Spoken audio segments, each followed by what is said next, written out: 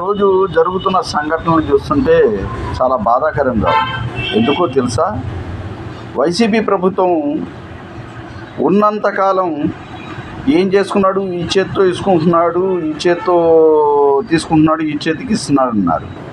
ఇప్పుడు జరిగే కార్యక్రమాలు చూస్తుంటే ఏ చేతి నుంచి వచ్చేది లేదు, ఏ చేతి నుంచి పోయేది లేదు. కానీ స్వచ్ఛమైన పరిపాలన అందించిన జగన్మోహన్ రెడ్డి గారిని కొంతమంది తప్పుపట్టారు, కొంతమంది ఇష్టపడ్డారు. కొన్ని లోపాలైతే జరిగినాయి.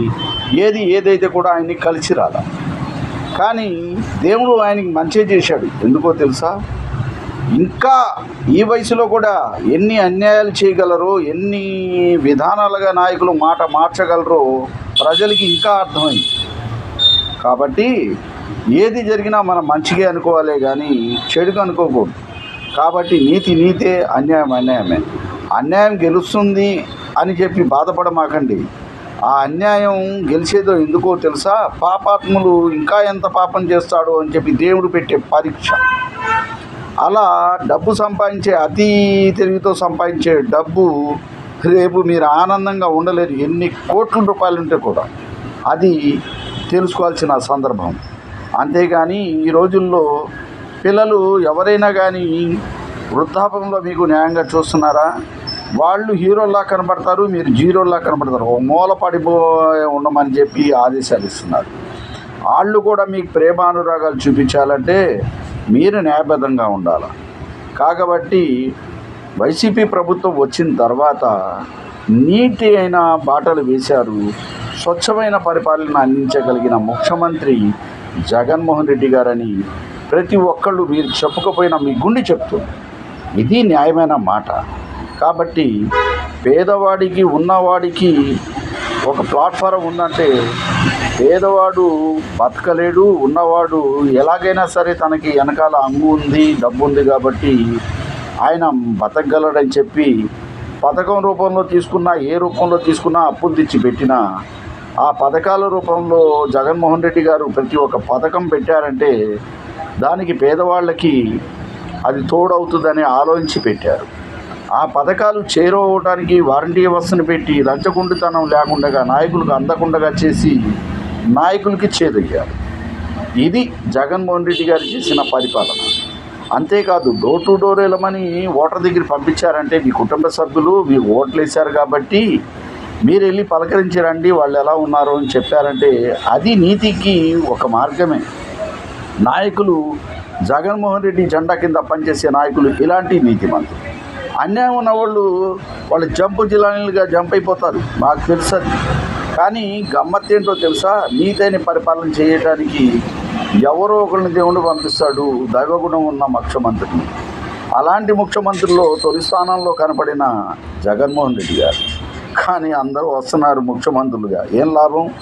సంపద సృష్టిస్తానని చెప్పి బూటకమైన మాటలు చెప్పి గారవడీలు చేసి పేదవాళ్ళని మోసగించడం ఎలా అనుకుంటున్నారు? డబ్బు సంపాదించే మార్గం వాళ్ళు చూసుకుంటున్నారు, మాకు కాదు సంపద. దానివల్ల పెరిగిన కరెంట్ ధర బిల్లులు ఇలా ఎక్కడి దాకా పోతున్నాయి.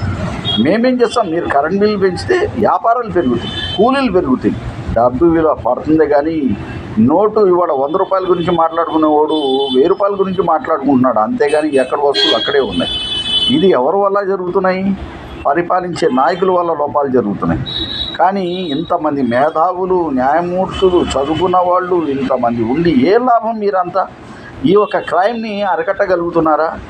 సరే, న్యాయబద్ధంగా ప్రమాణాలు చేసి ఏ అధికారైనా వస్తున్నాడు. కానీ కరెక్ట్గా దేవుడి ముందు ప్రమాణం చేస్తున్నామని చెప్పి మీరు ఏనాడైనా నీతికి పనిచేశారా? లేదు కదా. అలాంటప్పుడు మీ పిల్లలు మీకు నీతిగా ఎలా చూస్తారు? ఇలాంటి తప్పిదాలు జరగడానికి కారణం మీరు, మీ ప్రవర్తనలు. కాబట్టి ప్రతి ఓడు కూడా న్యాయబద్ధంగా నడవడానికి చూడండి, నీతిగా ఉండండి. అంతేగాని జగన్మోహన్ రెడ్డి పరిపాలనలో బతికేవాడు ప్రతి ఒక్కడు స్వేచ్ఛగానే బతికారు, స్వచ్ఛందంగా బతికారు, ఇబ్బందులు లేకుండా బతికాం. కానీ నాయకులు కూడా వైసీపీ ప్రభుత్వంలో జగన్మోహన్ రెడ్డి కింద ఉన్న వాళ్ళు అదృష్టవంతులు. లేకపోతే ఇప్పుడు చంద్రబాబు నాయుడు గారు పరిపాలనలో సగం మంది మొత్తం జైల్లో ఉండేవాళ్ళు. అలా వస్తాయన్నమాట. రాబోయే కాలాల్లో కూడా ఇలాగే జరుగుతాయి. మళ్ళీ వైసీపీ వస్తే వీళ్ళ మీద కేసులు వాళ్ళు వెతుకుతారు. అప్పుడు ఏమవుతుంది? వీళ్ళు లోపలికి వెళ్ళటం, వాళ్ళు లోపలికి వెళ్ళటం, వాళ్ళ తప్పులు వీళ్ళు చూస్తాం. అందరూ తప్పిదాలు చేసిన వాళ్ళ కిందగా రుజువు అవుతుంది కదా. కాబట్టి తప్పిదాలు తక్కువ చేసి ఇప్పుడైనా ప్రజల గురించి ఆలోచించి ప్రజా మార్గంలో నడిచి మీరు రేపటి గురించి గుండెల్లో నిలిచిపోయేలాగా ఓటర్ గుండెల్లో మీరు బాట వేసుకోవాలి. ప్రతి నాయకుడు అలా ఎదగాలని ఈ యొక్క సూచనలతో ఈ వీడియో పెట్టడం జరిగింది. న్యాయం న్యాయమే, అన్యాయం అన్యాయమే.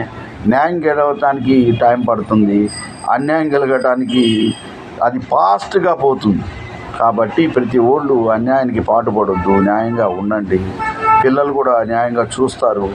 మీకు మాకు అందరం ఈ భూమి మీద న్యాయబద్ధంగా బతకగలమని దేవుడు కూడా భూమిని ఆకాశాన్ని సృష్టించినందుకు భూదేవికి కూడా నేను నా పిల్లల్ని చక్కగా చూడగలనని ప్రకృతి కూడా ఆనందపడి పులకరించిపోయి మీకు అందుబాటులో ఉంచుతుంది.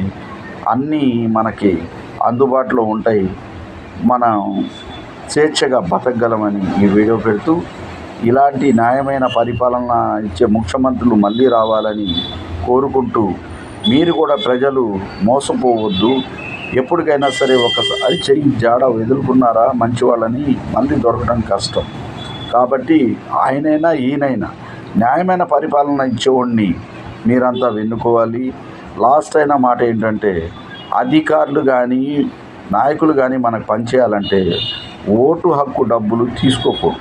అది వచ్చినప్పుడే వాళ్ళు కూడా న్యాయానికి నిలబడతారని చెప్తూ ప్రతి ఓళ్ళు అధికారి అయినా సరే ఎవరైనా సరే ఏ భారత ప్రధాని అయినా సరే ప్రజల కట్టే ట్యాక్సులతోనే బతుకుతున్నారే కానీ వీళ్ళ ఇంటి డబ్బు అయితే ఏమీ తీసుకురావట్లేదు.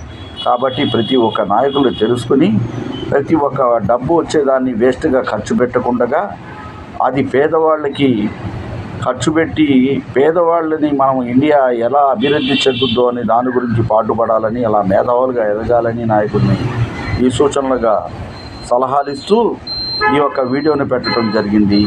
ఈ భారతదేశం పౌరుడిగా జై హింద్, జై భారత్.